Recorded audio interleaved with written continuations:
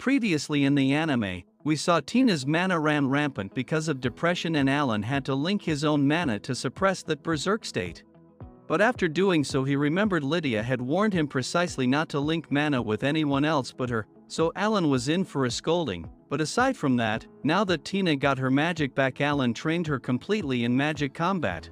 But her father first took a test to see if Tina was capable of handling herself, and Tina beat him with a supreme spell of ice passed down in their family. It convinced Walter to let Tina go to the Royal Academy. And that's how our group left the duchy, but after arriving in the capital Alan went to the Rose Garden where he had to dodge an incoming attack. Turns out the one who attacked him was Lydia. She was angry at the guy, but you could see how much she loved him. She was just sad that Alan left for the tutoring job without telling her. But while hugging each other, Lydia's maid came in, though she wasn't bothered by it.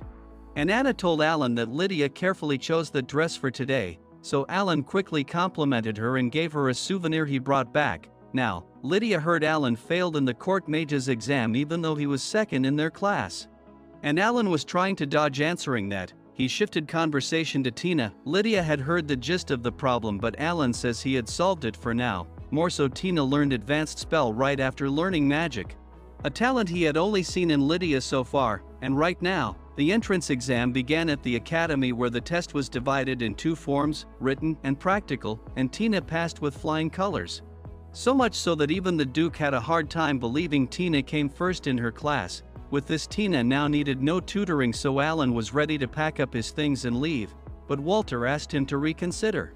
He knew Alan failed his royal court mage's exam only because of that damn second prince. That fool mocked Alan's family and Lydia, which made him go thermonuclear on the prince, and for that, the prince used his authority to dismiss all of Alan's grades in the exam and the poor guy failed. You see, Alan was an orphan and his adoptive family were wolfsmen, yet Lydia still cared for him, so that's why he did all that.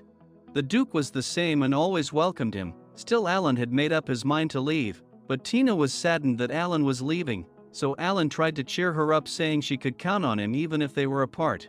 So Tina made sure he stays true on that and kissed him to seal the promise. Sadly, that sly fox saw all this and forced Alan to continue being Tina's tutor if he wanted his head to stay attached. Then the next day, with the entrance ceremony, everyone came prepared to attend it. That went for Alan as well, but their Lynn came to greet Alan and called him brother, and Alan asked her not to call him that because it raises misunderstanding.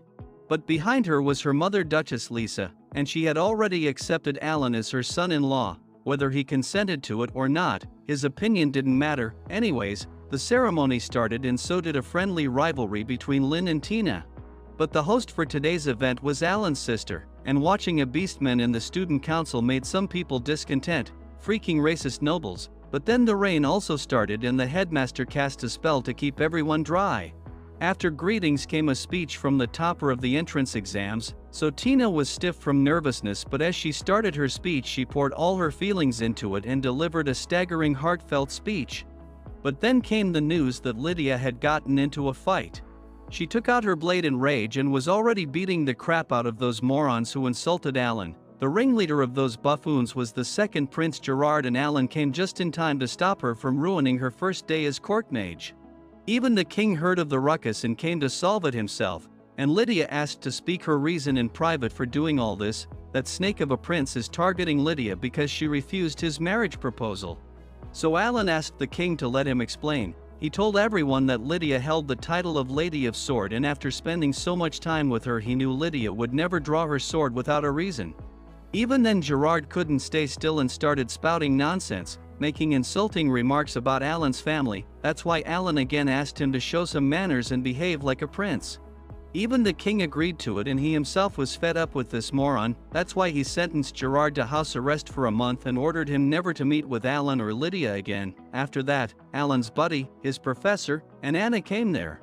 And away from that place, Shelley told Tina and Ellie that Alan went to the Leinster residence, so both ladies welcomed themselves into Lynn's carriage for a ride. At that time Alan was leaving the residence, but Lydia told him to stay for the night. Alan didn't want to overstay his welcome, which left Lydia sad, but she was head over heels for the guy and told Alan that she is ready to leave her title of nobility just to stay with him. That's how much she loves him. But other ladies dropped in on that lovely moment. While talking, Lydia noticed Lynn and Tina were becoming rivals, so she had this idea, to have Alan tutor Lynn as well. In fact, he could tutor all three of them there so that she could also meet him every day. And after getting out of that mess, Alan went to see his sister Karen, but Stella drops by and was on the verge of losing her mind. She admired both Alan and Lydia, so she was sort of a fangirl, but Karen had a letter from the headmaster for Alan, and he asked Alan to take on the job as a temporary teacher while he is away from the school. Well, it concerned the damn Gerard because now he was going after Lynn now, so Alan had to agree, but Stella decided to accompany Alan to the class just in case, because the nobles of high class still looked down on Alan for being a commoner. But all of that turned around once the class started. He went over the levels of spells that were divided into 3 parts: beginner, intermediate, advanced, and supreme spell, which only 4 Duke family can cast. 3 in the class were able to cast advanced spells, including Stella, so first he asked Lynn to demonstrate an advanced spell. After watching that, Tina got jealous and tried to showcase her supreme spell, but Alan had to stop her. Mind way. Alan's lessons quickly impressed everyone and turned mockery into admiration among the students, but after teaching there he still had to teach the 3 lades separately. And there Alan just saved Ellie from falling, but Lydia saw this and punished him out of jealousy. And right there our 2-episode ends, so stay tuned to watch the next one as well, and for that subscribe the channel and hit the bell icon, or you might miss it.